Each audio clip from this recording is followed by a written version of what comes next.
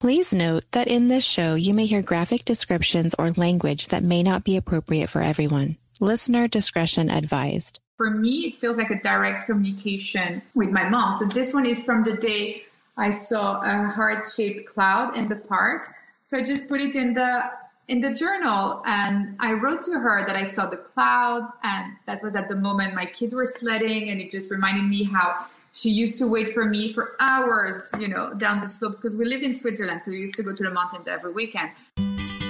Welcome to Parentless Podcast. I'm your host, Stephanie Rilliford.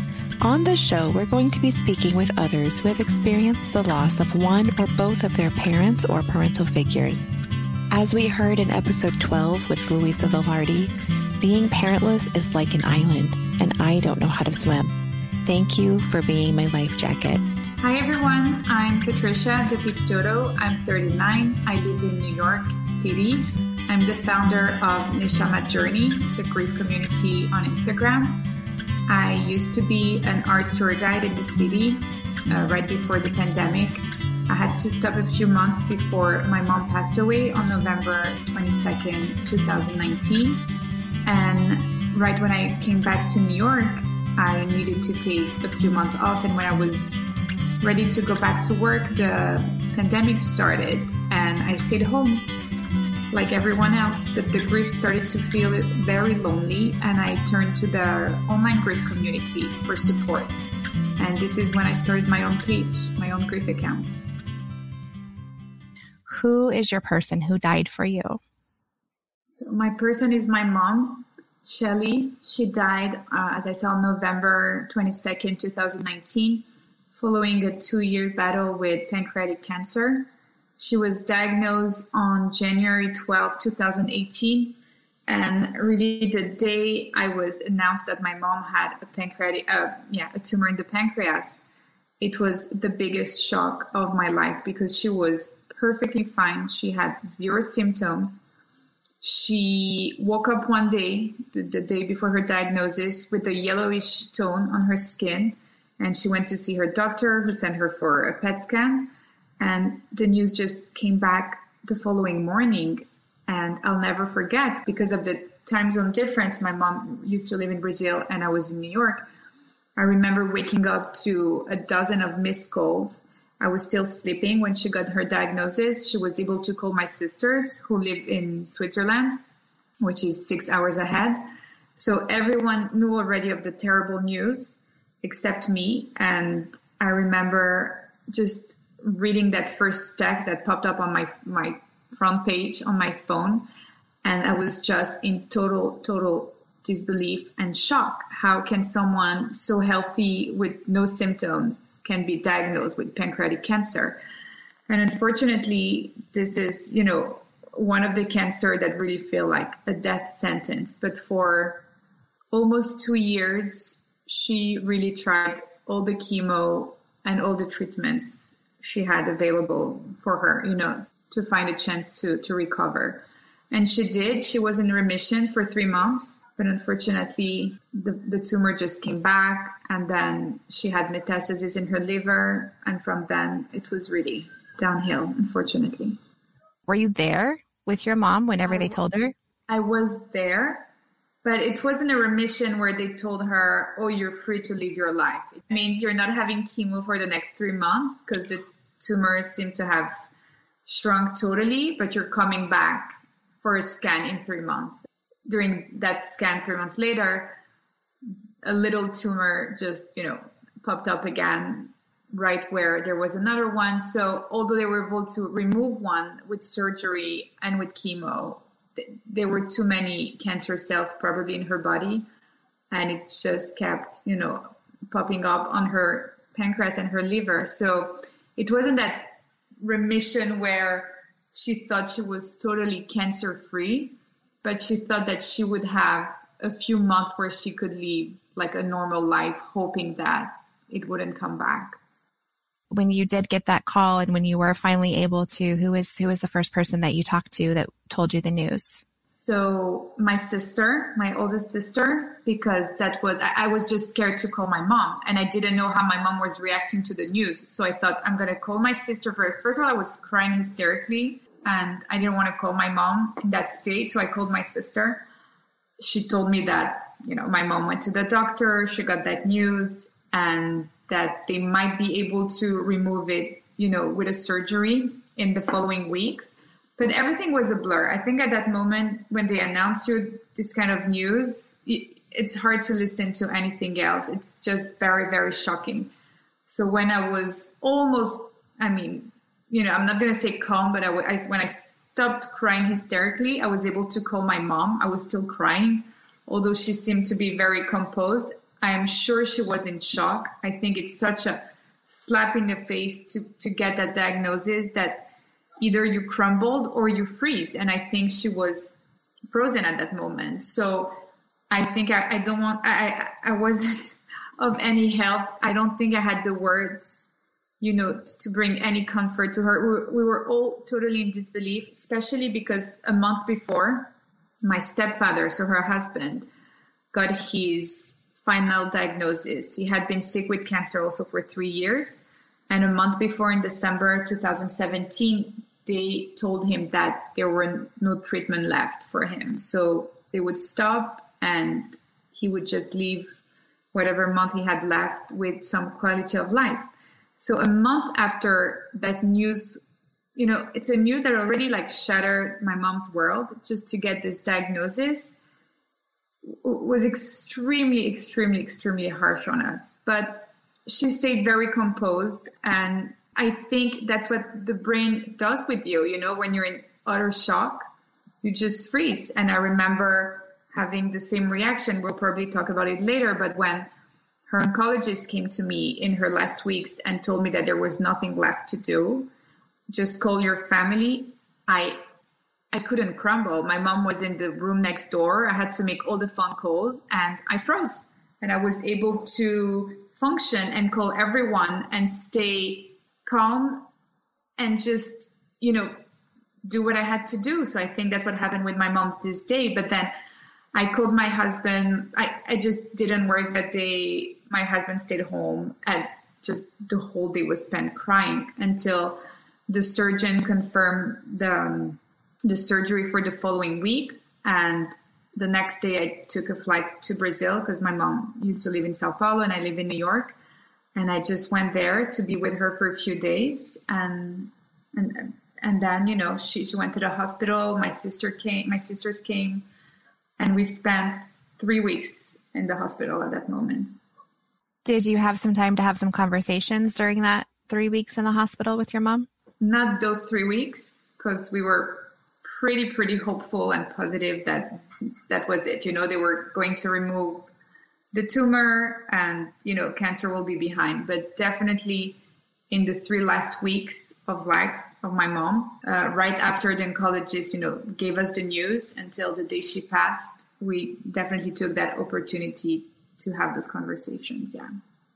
Really until that moment, I think, death was not an option and, she was going to fight for this cancer to be gone. Yeah. And you mentioned the whole 2 years of her diagnosis. Yeah. She was fighting that whole time. It was chemo after chemo. So some of them were easier than the other. I think only when it came back that she had a more aggressive chemo and she started losing her hair. And I think this is where she felt sick.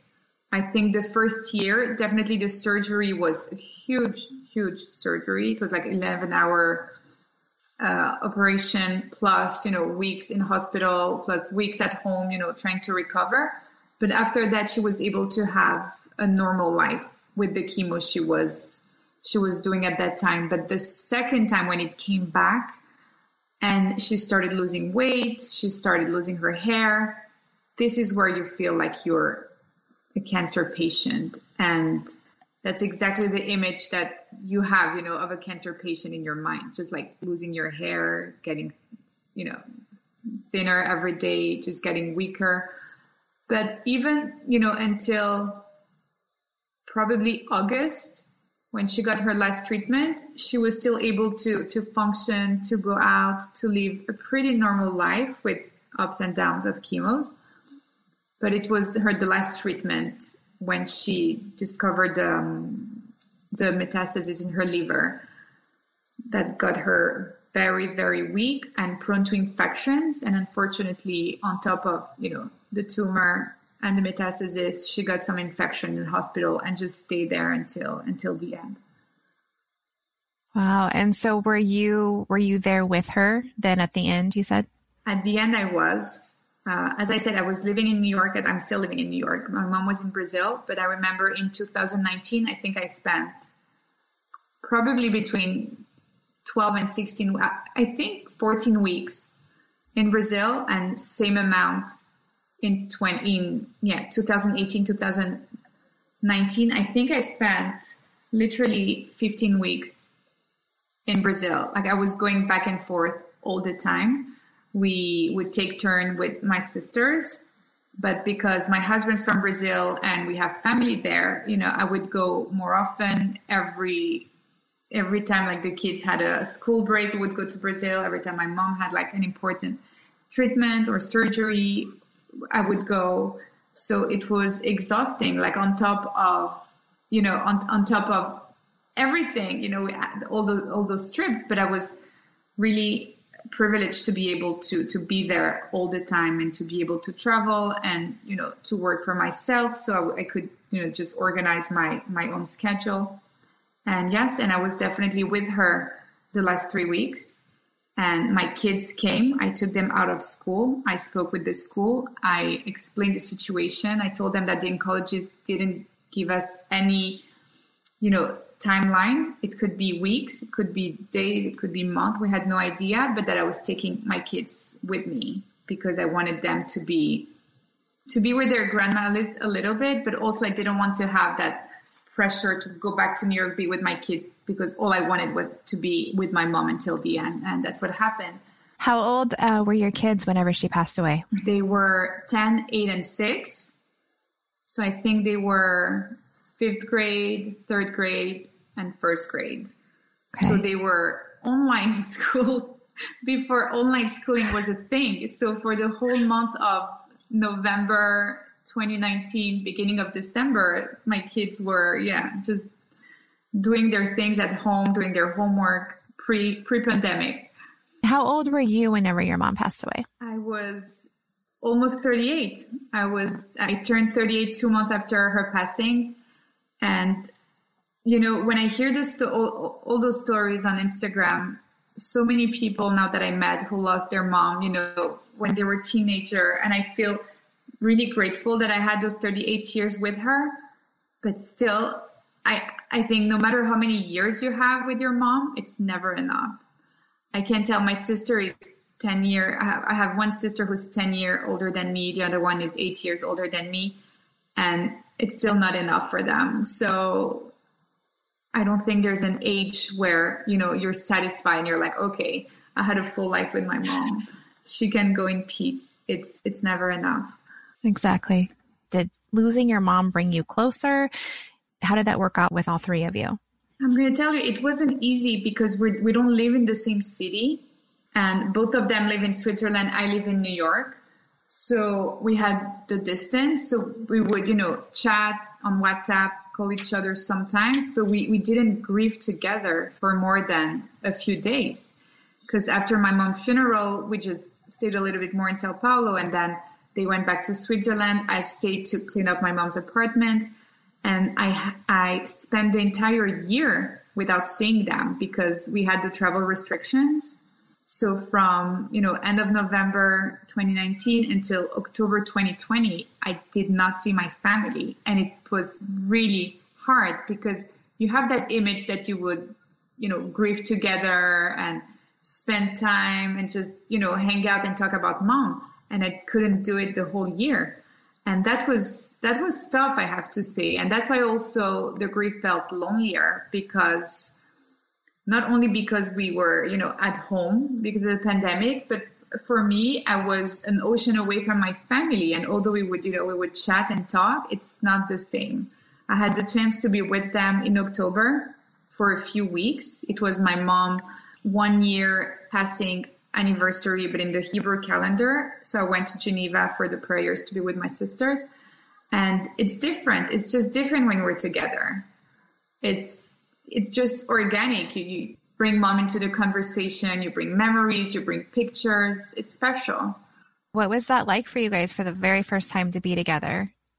It was great. And it felt like a million years ago, because although for me, losing my mom 11 months before felt like it was yesterday, I also felt like it was an eternity since the last time I saw my mom. But it was also the last time I saw my sisters. So just being together was so good. It really felt amazing. And I think I value that even more because of the restrictions and because of the lockdown and, all these months we've spent without being able to see family and not being able to travel. So it was definitely very special. Are they aware of this work that you're doing? They are. I think they both follow me on Instagram, not actively. I don't think they've watched like a full live. They're not the same type of griever. I don't think they're as vocal as I am. I really need to put it out. I need to talk about my mom all day, every day. I think this is one of the reasons why I started this, because I really only started because I needed that place to vent and to post about my mom and talk about her without being in the, family chat or trying to have some attention of my friends. And that's why I turned to Instagram and created that different grief account, because my other account, who was a professional account, had nothing to do with my mom or with my emotions, with my feelings. And I started this because I needed to talk about my mom, and I still do. And it's very healing for me to be able to open up and share my story. And it makes her very present in my life, because I think what I miss the most is our conversation. Although we're not living in the same city, like in the same country, we would really talk every day. And if it wasn't on the phone, we had this family chat with my sisters and my nieces and my mom, and it would be like a 24/7, chat with all the different, time zone. And it was great to have this daily contact and being able to share anything at any time, send pictures, send videos. And I miss this so much. And it's not the same. And I always tell my sisters and my dad, I'm like, okay, I am sending you pictures and videos of my kids, but it's still not the same. Even though they are responsive, it's not the same, replies that my mom would have said. So it is different. Nothing will replace her. So talking about her and having those conversations about her, definitely it makes her present in my life in a different way. Hey there, welcome in. For Mother's Day and Father's Day of 2021, I would love to put a project together, but to do that, I will need your help. If you'd like to participate, here's what you can do. Call 623-396-6069 and leave a voicemail. It can be anonymous. And look, I am a mom, I work, and I just put in my resignation letter as my son's first grade teacher. So no worries, I will not be answering your call. All right, so if you've picked up the phone and called the number, the next step, obviously, is to leave that voicemail you've always been wanting to leave.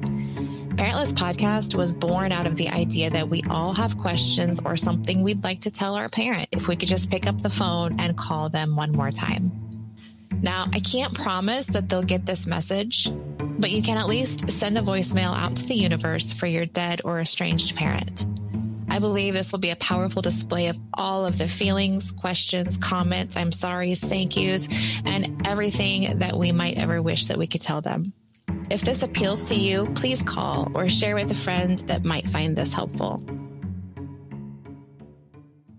Tell me a little bit about your grief journey and how, once your mom passed away, how that went for you, and then kind of how you got into the grief community.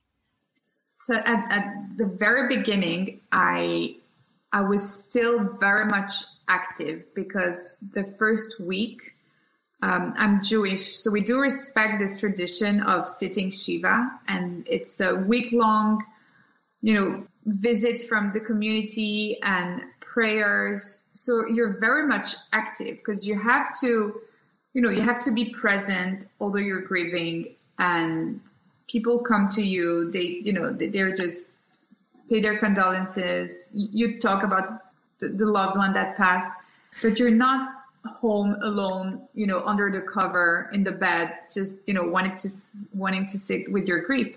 So I had this for a week. And then for 6 days, I cleaned out my mom's apartment with all my friends in Brazil who helped me.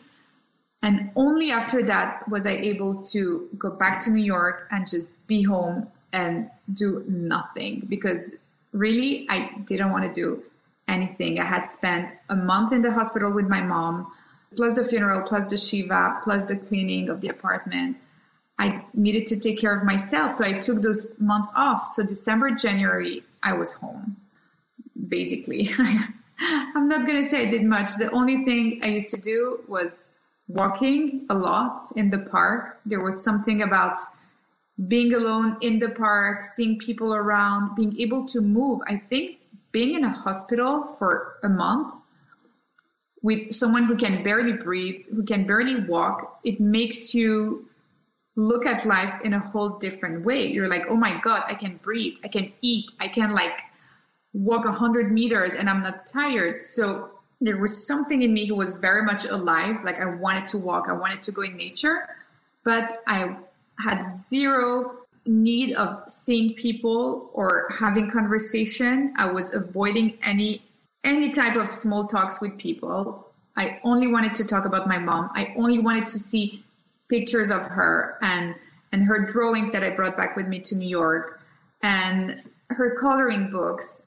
I just needed to surround myself with this. So basically I was coloring all day, taking very long walks while listening to grief podcast and reading grief books at night. And obviously, I had to take care of my kids and my husband was at home. So I still had this family life, but in my me time, it was exclusively about my grief and doing things that felt good for me, and definitely saying no to just the social life in general, and being able to put my professional life aside also for a few weeks and just focus on myself. And actually it continued until, as I said, January, February, and then the lockdown started. So I was home. But once I was home, it started feeling lonely, it's starting to become heavy, because I used to have, friends asking how I was and asking about my grief at the very beginning. But once coronavirus was on everyone's, lips and minds, that's it. I just felt forgotten. My grief was forgotten. And this is when I turned to the grief community. I started looking at bereavement group online, because I thought, okay, now everything's online. I'm sure I'm going to find, some motherless daughters community, I don't know, on the website or on Facebook. And I ended up finding some groups on Facebook that I joined. And this is when, I started my grief account, because it was so important for me, as I said, to talk about my mom, and not just on those groups, but with other people, and maybe, meet other motherless daughters who were going through a similar situation. And that's how it started. So I had no plan. It just happened very organically. And basically I was connecting to, other people on Instagram. We would chat sometimes for hours, which is very surprising, because you realize that with your own friends, sometimes you cannot handle more than 5 minutes of conversation about my grief or my mom or myself. And all of a sudden I was talking with that complete stranger living in Australia or in the UK or, anywhere in the US. And we would be able to chat for, a full hour without even knowing anything about each other, but just being able to connect because we went through a loss that is similar. So we knew how each other felt. And that's when I had the idea to bring those conversations live, because I thought, if this is make me feel better, if another person has a story to share that could inspire and help other grievers, then we should make this conversation, open to everyone. And I started with 1 and 2, and now I think I had over 50. I think, yeah. You're doing amazing. Like a full-time job, because you see the lives, but behind the lives, we have so many conversations and we chat, and I read a lot, about grief. I'm starting a grief coaching course next week. So like you're taking the course to become a grief coach? Okay. A certified grief coach. But this also happened totally organically because I'm still out of my previous job. Even if I wanted to go back to work, I just couldn't. Museums and galleries are not allowing groups. We still have to maintain 6 feet distance. They have tons of restriction now for people to get into the galleries. You have to make appointments. So even if I wanted to, I would not have been able to go back to my work. And this is really taking all of my time, but it's bringing me so much, joy and healing, I would say. And that's why I do treat it as like a job now. And I take it very seriously. I chat with as many people as I can because I want to bring, the best conversation into the lives. And the feedback is great. That's why I think I kept on going because after every live, there are people sending me DM telling me, oh, thank you. I feel so validated. I feel seen. I'm so glad for this conversation. So it definitely keeps me going. We need all the space we can get for these kinds of conversations and just to be able to help everybody bring it to the front. This is a conversation that many people are uncomfortable with. And so I definitely applaud you and anyone else that is out there just bringing it to the forefront. A lot of people also were still at home, so that's why it was easy to talk to people. We're not in our busy life outside of the house, running from one place to the other.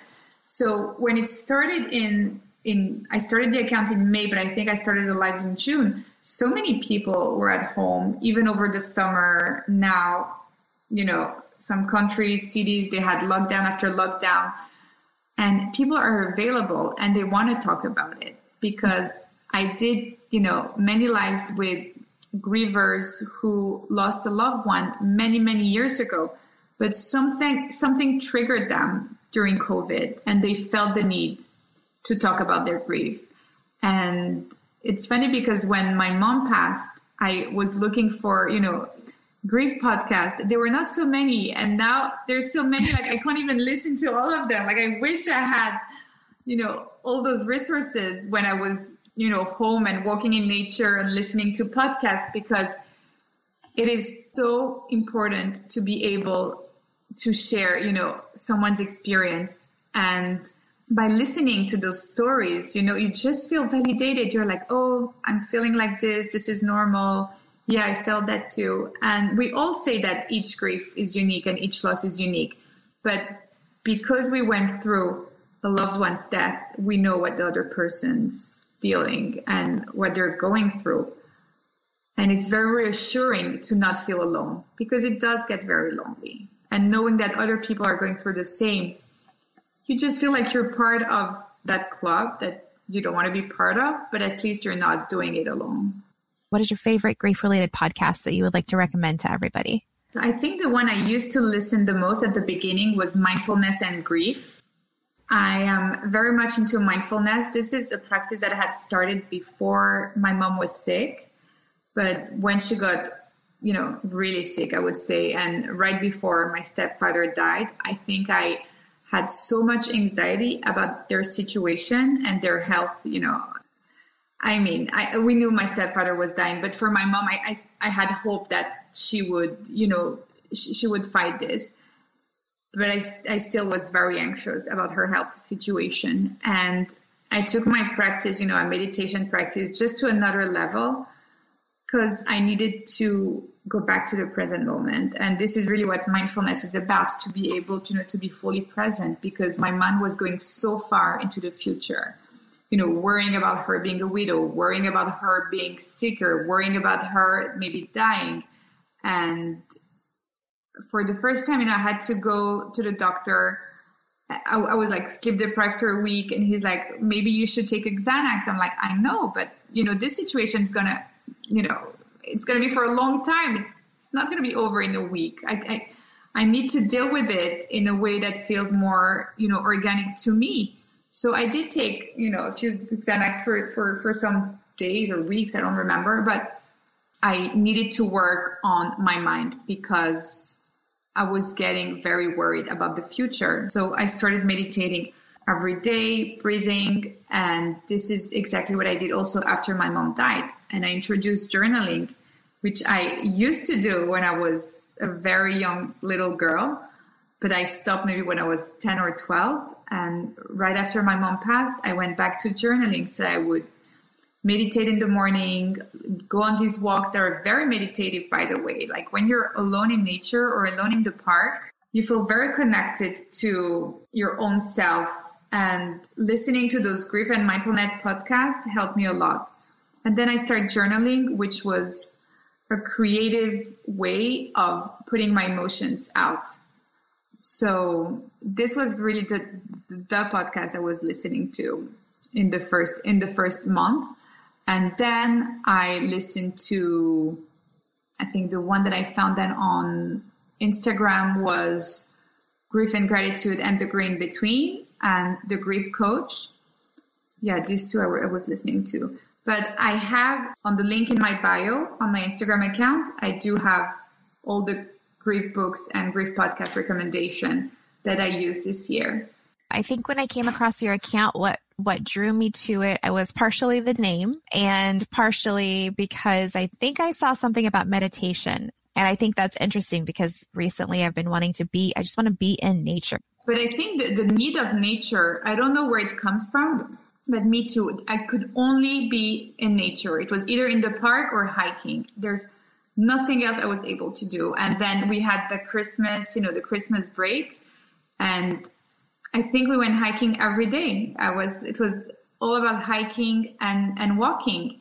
I needed this. And for me, it came from the fact that, being in a hospital and seeing all those sick people, you're so grateful to just be able to walk and breathe because you see how difficult it can be for so many patients to do the basics, which is, walking and breathing that we do all day without even noticing that we're doing it. And when you practice mindfulness, you focus so much on the breathing that it just brings you back to the moment.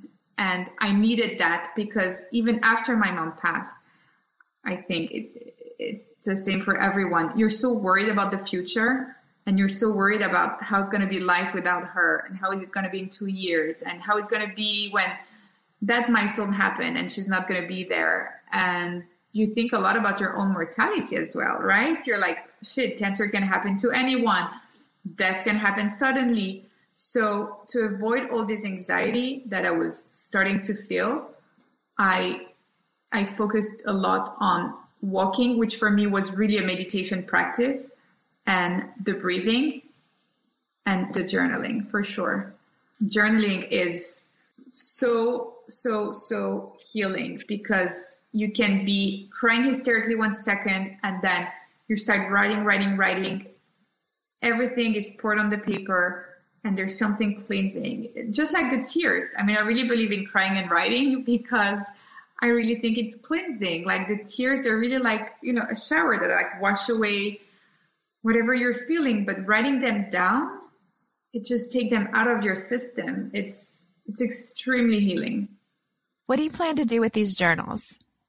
So I don't know because I don't read them again. Like I never read anything about a year ago, for example.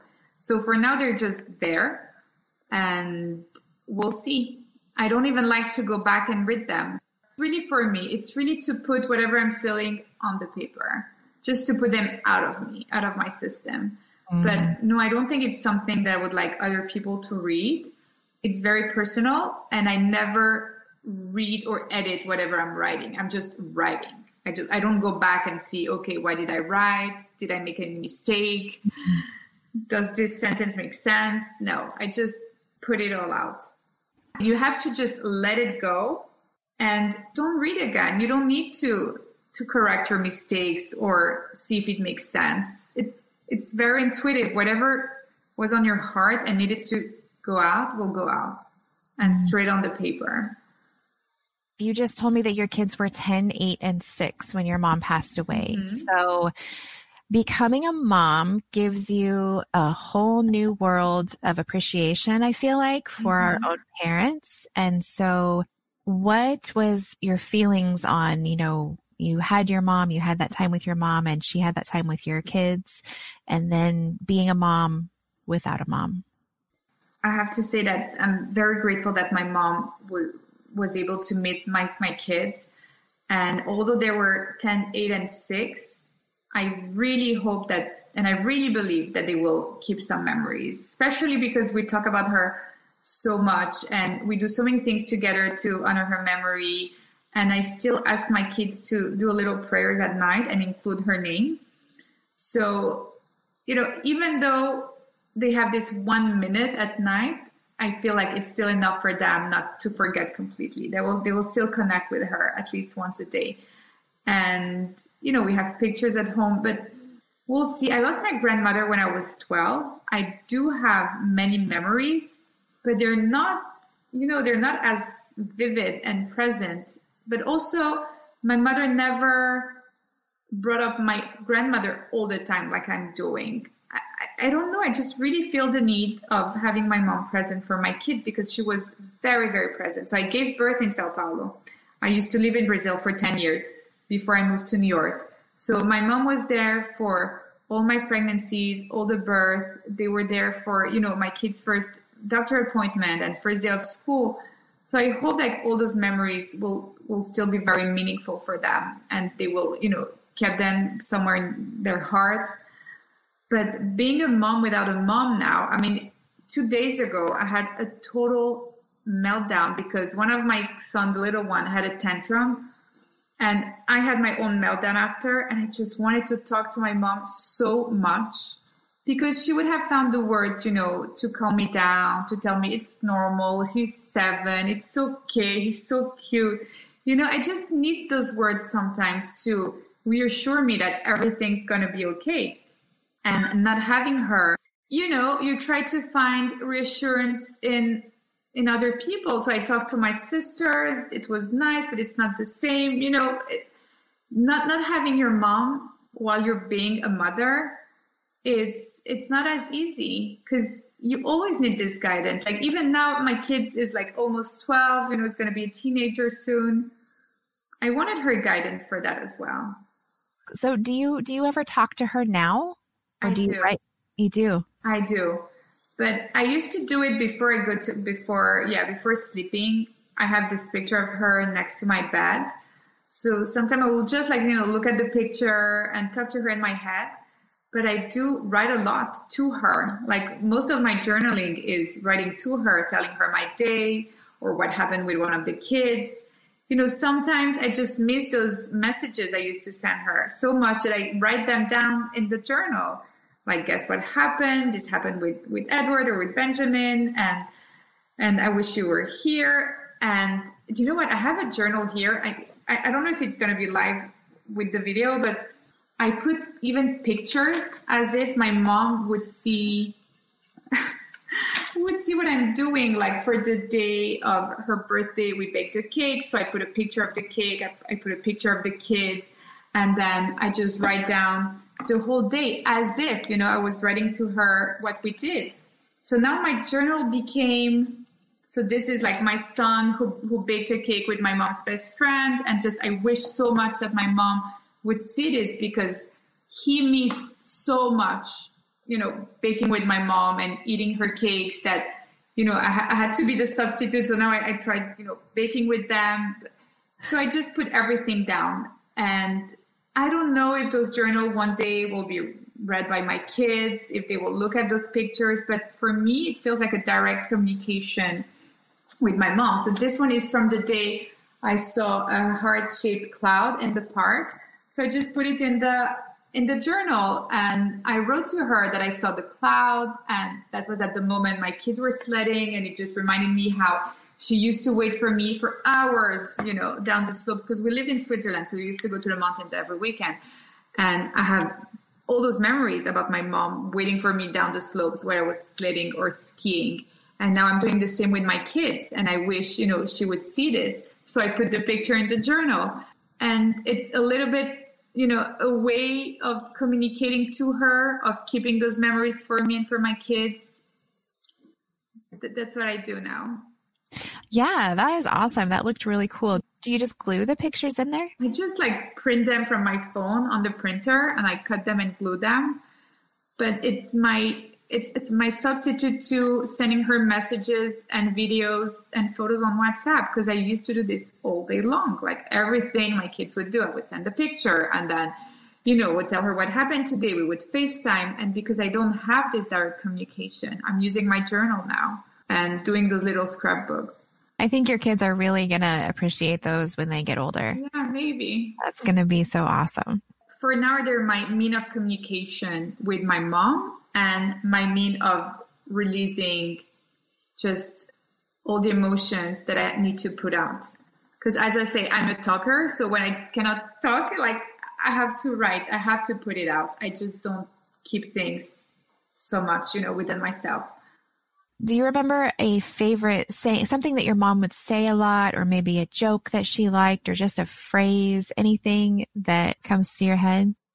I have this thing that, popped up right after she passed. And it's a letter that she wrote to me when I was maybe 15 or 16. I had broken up with a boyfriend. And so I didn't have any boyfriend for Valentine's. And I found that card that my mom wrote to me. And she said, behind every dark hours, there's some light. I mean, she wrote it in French, but I read that like a week or two after she passed, because, I was cleaning up all the letters, all the cards that I had kept. And this really stuck with me and I loved it. And it's like, behind every dark hours, there's some light. And I hope so. I hope that's true. I mean, this is what, gave me hope at that moment, that I felt like she wrote this to me again, after her passing, telling me that every dark hours will have some light. And I'm starting, I have to say, to see the light at the end of the tunnel, but it's definitely a very long tunnel. I'm not so much in the dark as I used to be 15 months ago. So if anyone listening now, there is light at the end of the tunnel. I'm not going to tell you how long is the tunnel, because it can, take some time, but you'll see some light at some point, definitely. And I'd like to think that you're helping with all of your work, other people see some light as well. Thank you.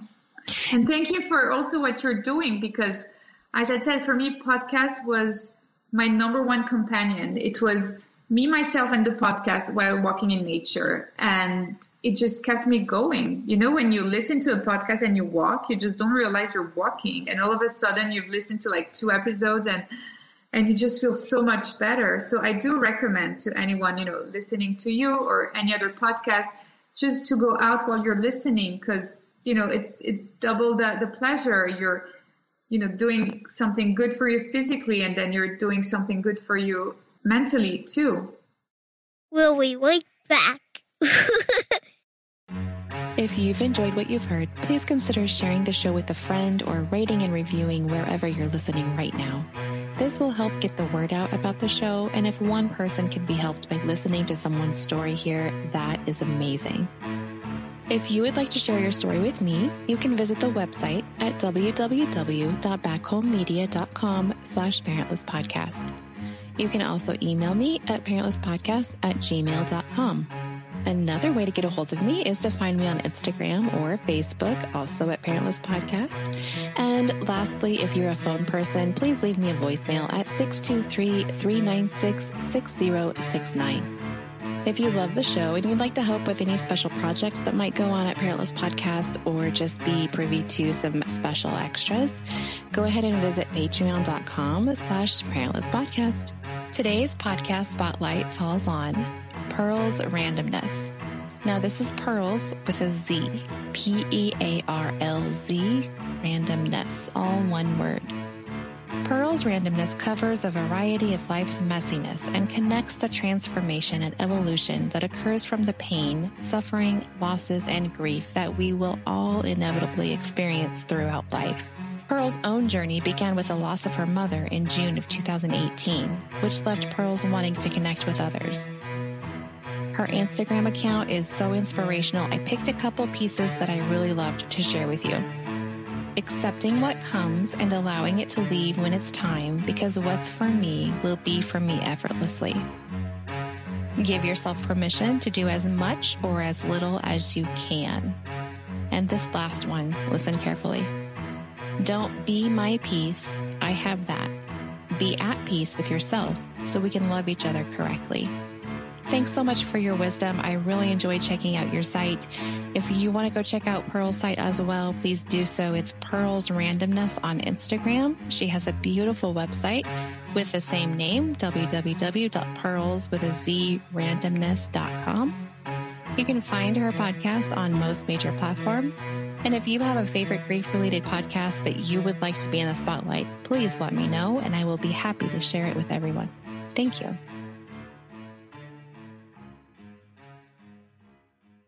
Anything, smell, sight, taste, sound, song, anything like that just makes you think of Shelly? Yes. So smell, definitely orange blossom water for sure.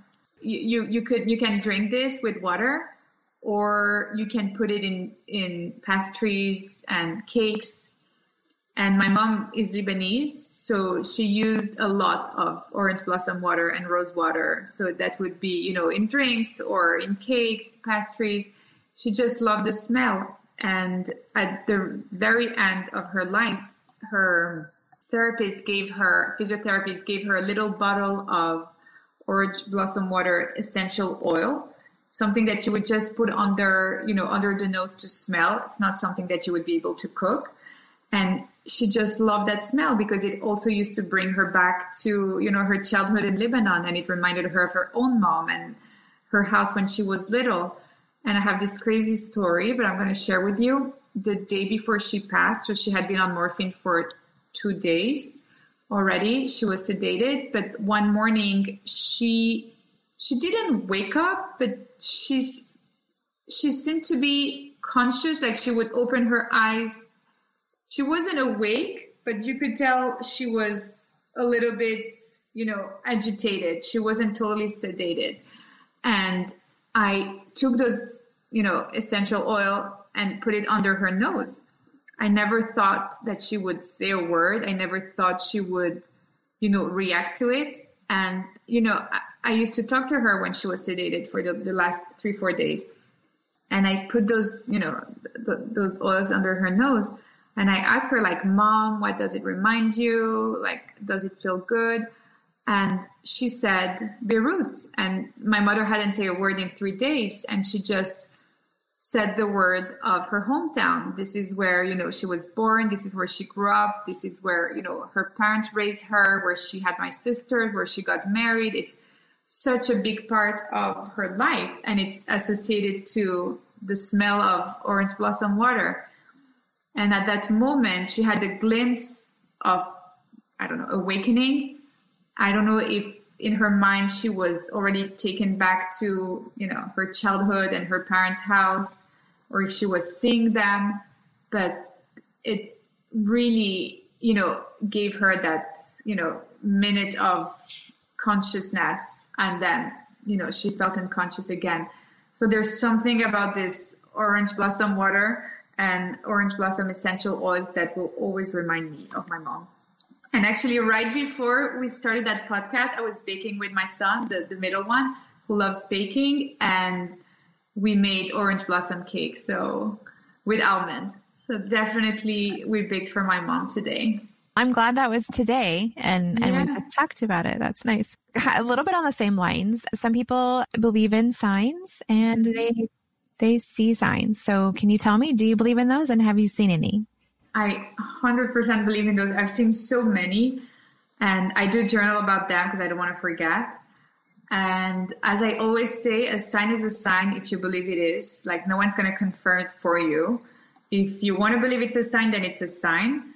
And I had a dream before my mom passed that I was sleeping and I had waken up at 3 a.m. and the nurse came in the room and told me, your mom passed at 2:22. And I was like, that's impossible. I'm in the room. I would have heard something. And she said, no, she passed at 2:22. So then I thought, okay, something's going to happen at 2:22. Either my mom's going to pass at 2:22, but something's going to happen. And she ended up passing on 11:22, which in numerology, if you believe in numerology, it is 2:22 because the 11 becomes 2. So it became a sign. So now 2:22, 11:22, just if I see them, for me, it will be my mom. And even if it's not, it's my mom. And also a lot of heart-shaped things that I see, like clouds, for example, or leaves on the floor. I don't know, anything that is heart-shaped randomly, I would take it as a sign. And I remember requesting for peacocks. So now also every time I see a peacock, I do believe that it's from my mom. So about signs, I know that, people are skeptical and it's hard to explain, how they're happening. I ended up reading a book from Laura Lynn Jackson, who's a medium. She wrote 2 books about signs. I forgot the name on top of my head, but they're on my, Grief Books recommendation.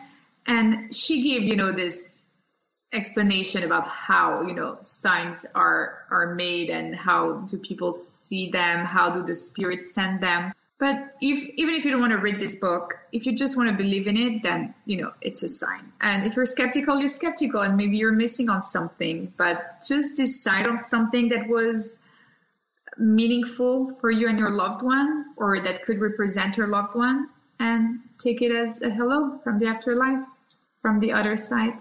And with that, do you believe that she can hear you, see you? Do you believe that she's around? I do believe that she's around. I wish I really had, the confirmation that she can see everything and hear everything. I don't. That's why I write to her and I put those pictures. But yes, I definitely want to have that belief that she can hear me. She can see the kids. She will see them growing up.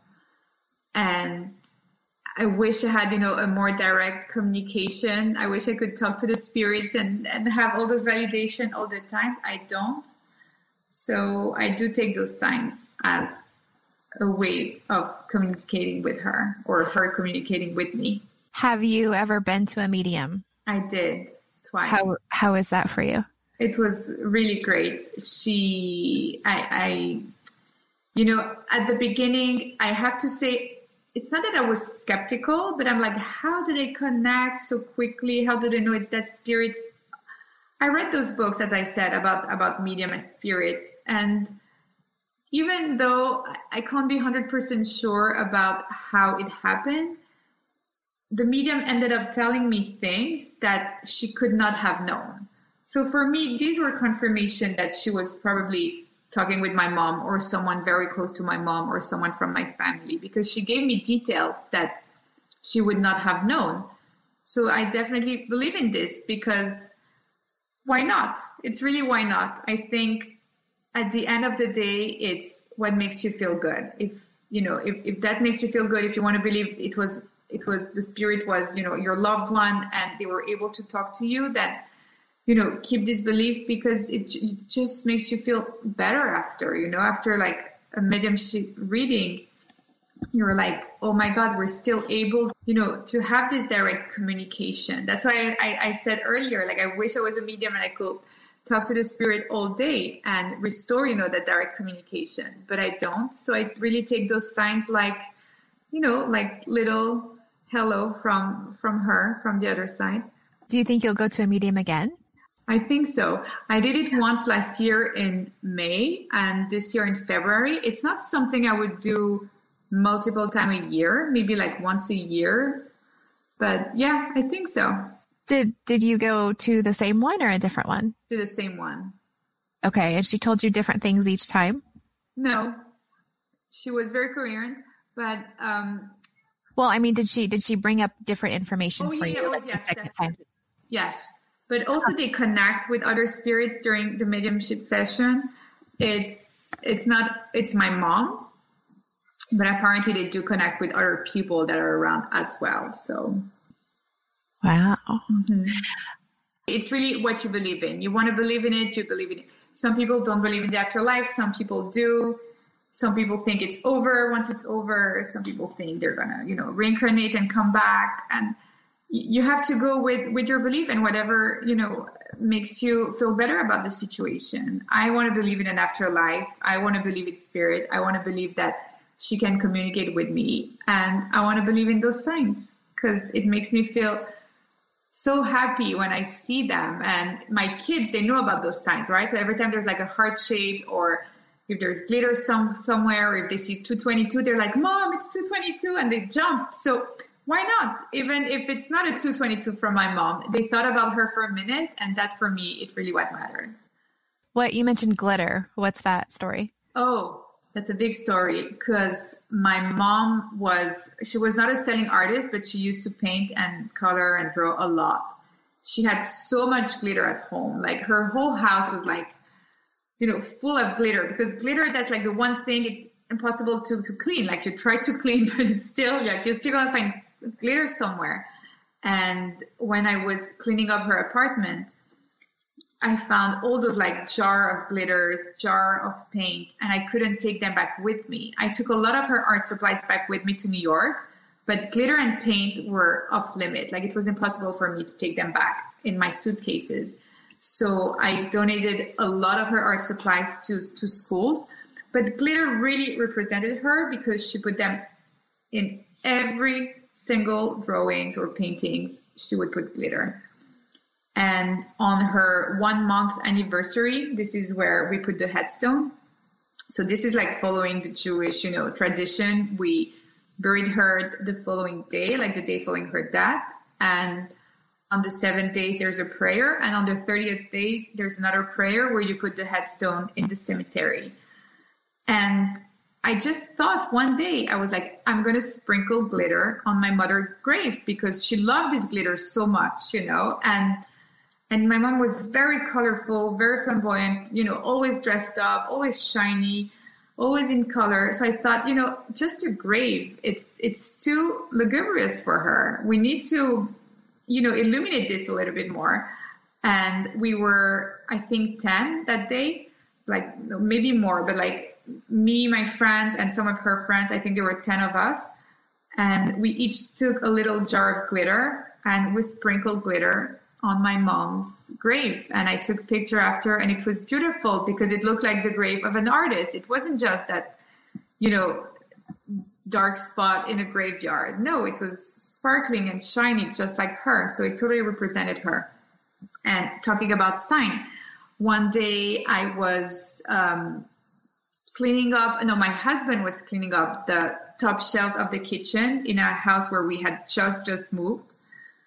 And so the house was empty, and he was cleaning up the top shelves of the kitchen, and he found 2 little jars of glitter, exactly the same ones that we sprinkled on my mom's grave.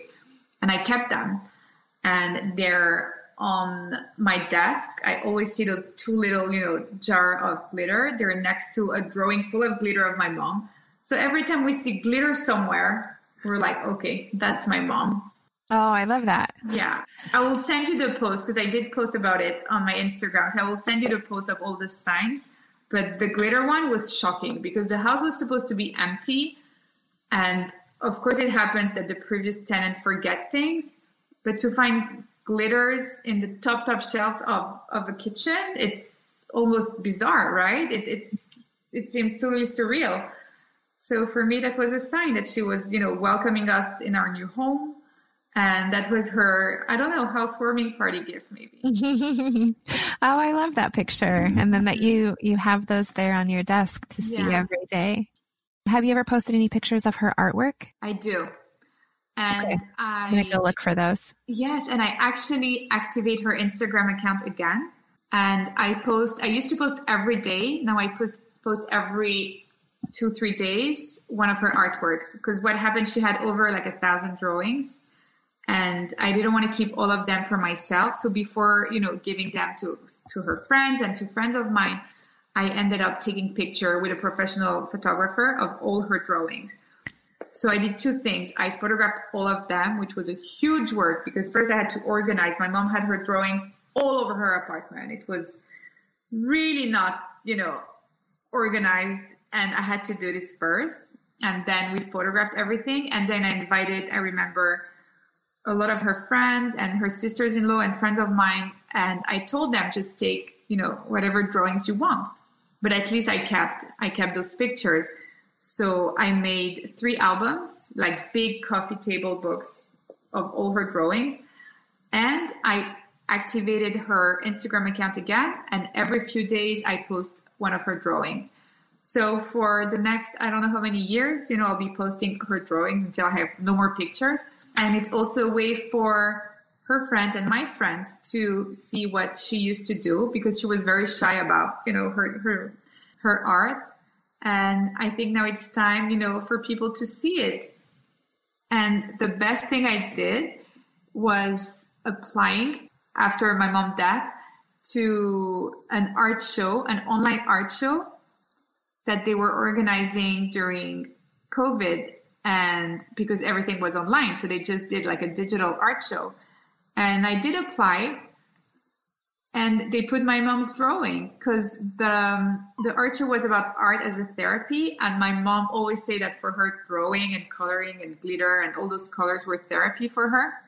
So I did send one of my mom's drawing with her bio, and just telling the story of how it was therapy for her. When her husband was sick, she used to, color and paint all the time. And when she was in the hospital with him, or at home, even when she was sick and, she couldn't leave the house too much, she would paint, so many artworks in one day. And I think they really liked the story because they ended up including her work in it. And that's also a very good memory.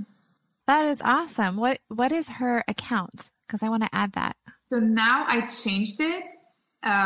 It's Forever Shelly K. So Shelly is SHELLYK. So it used to be something else. I think it was just her name, but I changed it to Forever Shelly K. And I wrote in the bio that it was in memory of my mom, and that I will post all her artworks there. And I love the fact that her friends, they can still communicate with her in some way, because they still, comment on her post, and they say that they miss her. They say that they love that drawing. So it's nice. Just really feel the need of keeping her memory alive and keeping her present. Aside from you talking with everyone, I think that is kind of my favorite thing, because like you said, she kept them kind of private and she was shy about it. So yeah. Definitely. I only send them to me and my sisters and my nieces. So in our family group, but like all day, like if she would do 3, she would send 3 pictures in one day. So, and we don't get those pictures anymore, and we miss them. Like back in the days, we were like, okay, one more picture, but now we miss those pictures. So I do post them on her Instagram account, and it's really a way of, seeing her drawings again, because we miss them. Do you have a favorite drawing that she did? So she was very drawn to geishas, and I have over 700 of them. So it's hard to pick one. I did pick 111 of them, and they're all in my kids' playroom. I framed them. It's like the entire playroom is filled with those drawings. And I kept one on my desk, and it's a peacock, all made in glitter. And it's on my desk, and it's next to the glitter jar and her picture. And why did you choose 111? I didn't choose that number. I just filled all the walls, and at the end I had 111 geishas. So probably another sign. What is one thing or a few things that you would say to your mom now if you could? I really would ask her, how did she manage to live without her mom? Because my mom also lost her mom when she was older than me, when she was 45, to cancer, also after a few years battle. And she never talked openly about her grief. So this is one thing that I would really ask her, how did you live your grief? How did you manage the absence? How often did you think about her? How did you bring her into your life? We never had this conversation. Death was so taboo, and even sickness, until my mom got sick, we would not really talk about, death, sickness, this kind of things at home. And these are also, the reasons why I bring all those conversations, because I want to be open about them. I think I was, kept in the dark for so many years about, my my grandparents, not their death, but how my parents reacted to it and how they lived those, those years without their parents. And I wish I knew a little bit more.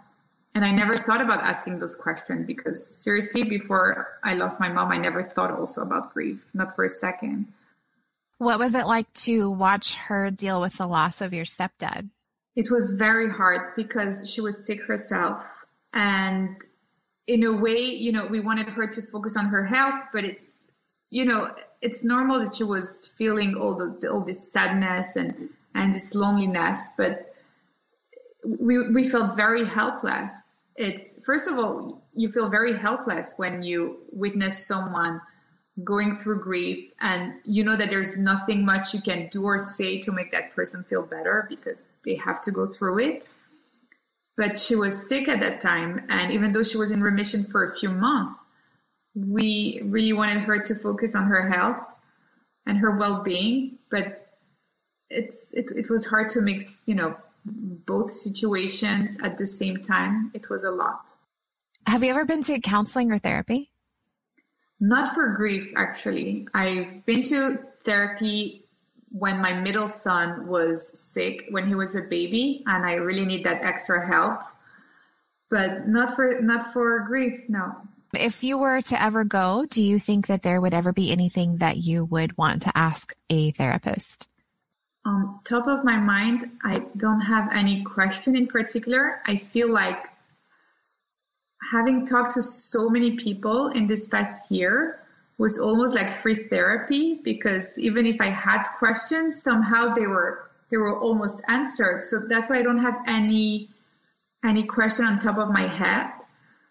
I read so many books, listened to so many podcasts, recorded so many lives that I feel that a lot of the questions that we can have about grief have been answered by listening to other people's stories. It's a little bit like, going to a grief support group and you meet every week and you talk to so many people, listen to so many stories. It is a form of therapy because you're learning from the other people. So I really don't have any question. No, not on top of my mind. It's exactly true. Just doing all the talking and being part of the community. And do you feel like you've gotten more help from this, just from helping other people? Oh, for sure. For sure. I got so much support from this because I'm able to talk about it and have some answers and just open communication and connection with people that I don't especially have with some friends who, as I said, can shy away from conversations about grief, or because they never dealt with anything similar. They don't know how to approach it, or they don't know how to show up. So definitely the support that I got from the grief community is from that open, non-judgmental communication that you can have and ask questions, post things, and just have a constant interaction with other people. And you just talked about showing up. So if you have a friend who is dealing with grief, how should you show up for them? So now I learned how to show up. I probably didn't know how to show up as well before, I lost my own mom. But I think that sending text, even though the person doesn't want to talk, it's just, meaningful because you're thinking about, that person. And this is when I felt a little forgotten, was when people just stopped texting, because I totally understood that we were in the middle of a pandemic and, we couldn't see each other. But a text, it doesn't take a lot of time. It doesn't cost anything. And it just makes you feel special because you know that someone is thinking about you. So you do have to respect, the griever's boundaries. Maybe they don't want to talk. Maybe they don't want to see people. Maybe they just don't want any kind of conversation. They need to be alone. Whatever it is, I think you need to respect those boundaries. But just show up and say, I'm here if you need me. I'm thinking of you. I don't know what to say, but, if you want to talk, I can listen. These are the way that you can show up without, even without any experience. You can be clueless about grief. You might never, live anything similar, but you're present and you're being supportive in the only way you can be, which is being present and being there to listen if the person needs to talk. That's good. Thank you. Yeah. It's even sometimes I have said some things that I'm not, as soon as I said it, I was like, oh, that's not the right thing. So as something that I like to ask people about is how we should approach that. How do we show up? And you're right. Just be there. Mm-hmm. And, maybe saying nothing is also a form of saying the wrong thing. Mm-hmm. Just like you said, just reach out. Reach out multiple times. Don't reach out just the first week or the first month. It's really reach out over the year, like over all those months that are so difficult at the beginning, not just the first week or the first month. Yeah. You got a lot of people that show up there in the beginning and then they start to trickle off. So that is one thing that I've kind of found, with this grief community is that people are around. So definitely. I've really enjoyed my time here with you. Is there anything that we didn't talk about that you want to bring up? No, I think we talked about so many things. I'm so happy that I was able to share so many memories of my mom, so many signs, so many conversations. So thank you so much for, letting me share her story, keeping her memory alive. And I'm really glad that we were able to meet on Instagram, because just like you, I met so many, great people, and having those conversations definitely helped me this year. Mm-hmm. Good. Well, thank you. Thank you for telling me about Shelly. I'm very excited to check out her artwork. And I think that that's a pretty, I love that you opened up her account and that it's active there for everybody to see. So I will definitely direct everyone to go check that out as well. And as well as your account. So how can we reach you on Instagram one more time? So on Instagram, it's Neshama Journey. So it's NESHAMA Journey. And I don't think I mentioned that, but Neshama means soul in Hebrew. And these were, the questions that I had right after my mom passed was, how do I connect to her soul? Where is her soul now? What's our journey here? What's our journey on the afterlife? So I had all those questions about the soul. That's why I just called the account Neshama Journey. Thank you so much. And I think we'll be in touch. And I definitely look forward to keeping an eye on your account for sure and watching all of the conversations that you have with everyone else. Thank you. Good night. Thank you. You too. Parentless Podcast is recorded in Phoenix, Arizona. Find us on social media and most major podcast platforms. Music provided by Colin Lococo and the Revolving Birds. Studio and editing provided by Back Home Media. Check out one of the many shows on our network. I am your host, Stephanie Rilliford.